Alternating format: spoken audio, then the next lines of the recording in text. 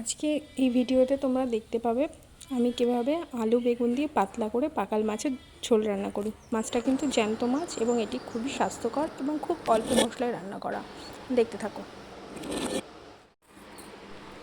লবণ হলুদ দিয়ে মাছগুলোকে আগে ভালো করে মাখিয়ে নেব।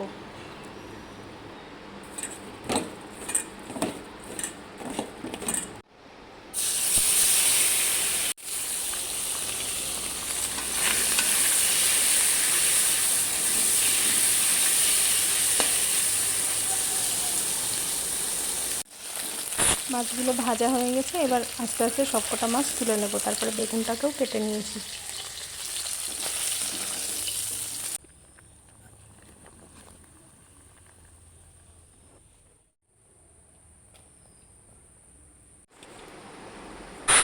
মশলা তেমন কিছুই না, শুধু জিরে বাটা দিয়েছি, আর অন্য কোনো মশলা দিইনি, আর কাঁচা লঙ্কা চিড়ে দিয়েছি।